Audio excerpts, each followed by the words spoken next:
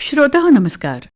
ऐसी अक्षरे रसिके या कार्यक्रमामध्ये आज आपण ऐकणार आहोत अनुराधा आपटे यांचा ललितबंध. विषय आहे पेण रत्नागिरी पेण. रत्नागिरीहून पहाटे सुटणारी कोकणची पॅसेंजर. लवकर उठून घर सोडायचं. शेअर रिक्षा मिळाली तर 50 रुपयात स्टेशन गाठायचं, नाहीतर 200 रुपये रिक्षात घालवायचे. निवांत झोपलेल्या प्रवाशांना त्रास न देता तिकीट काढायचं. मग धावत पळत जिने उतरून प्लॅटफॉर्मवर यायचं. मनाजोगती जागा शोधायची. मोठी लढाई जिंकल्यासारखं फट दिवशी सीटवर बसायचं. सीझनला रत्नागिरीतच गाडी 75% भरते. एरवी निवांत झोपता येतं. संगमेश्वरपर्यंत छान झोप होते.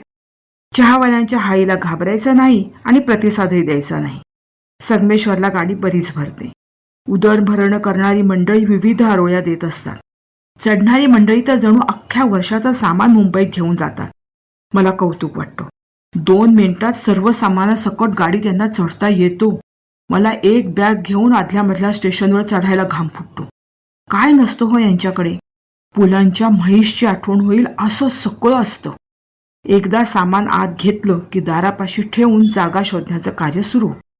नाहीच मिळाली जागा की मग आडवं उभं सामान कोंबून मंडळी वरती जाऊन बसतात. एक जण कोणीतरी खाली सीटवर असते, बाकी डोक्यावर. मग चिपळूणला खाद्यजत्रा सुरू होते. वडापाव विकणारे, चहा कॉफीवाले, इडली वडावाला, लस्सीवाला, मन नुसतं बावरं होतं हो. काय खाऊ अशी घालमेल. वरून ऑर्डरी सुटतात, खालून पुड्या वर जातात. चायनीज भेळ प्रकार खूप प्रिय. खाताना बघू नये कोणाकडे, पण मला राहवत नाही. मी बघते लाल रंगलेली वानरमुख. ब्रह्मानंदी टाळी लागते लाल रंगाची भेळ खाताना. त्यामुळे बघताना कानकोंड होत नाही. माझा इडली वडावाला खेडला येतो. पटकन इडली घ्यायची, आत्माराम शांत करायचा. प्रवास मस्त पुढे सरकतो.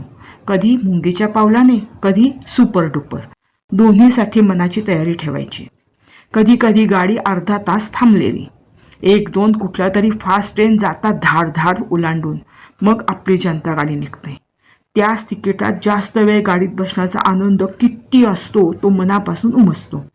बोगद्याची मजा, पुलाचा थरार, सारासारी पाठ पॅसेंजरमधून जास्त छान अनुभवता येतो अशी मनाची समजूत खूपदा घातली मी. एकदा रत्नागिरी हद्द ओलांडून गाडी रायगडमध्ये शिरली की माणगावपासून भाजीवाल्यांची, फळवाल्यांची ये जा सुरू होते. मुंबईचे साखरमानी तेवढं घेऊन नसतात आलेले. मग भाज्यांची खरेदी सुरू होते. फळं घेऊन ती लगेच खाणं सुरू होतं. कैरी घातलेली सुखी भेळ घेऊन आलेली मंडळी भेटतात. आवडली तर पैसे द्या असं चॅलेंज देतात. माझी भेळ कशी चटकदार याचं वर्णन करतात.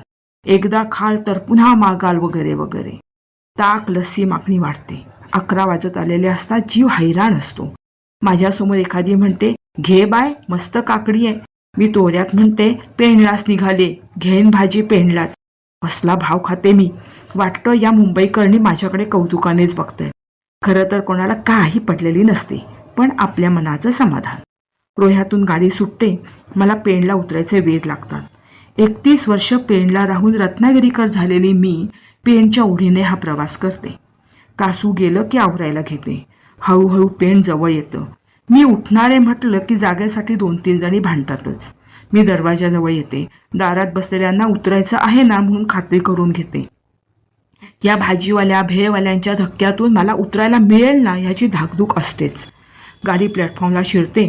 हळूहळू थांबते आणि एकदाची मी पेणला उतरते. पेणची ओढ संपत नाही आणि रत्नागिरी तर आवडतंय. अशा अवस्थेतली मी हा पॅसेंजरचा प्रवास आवडीने करते.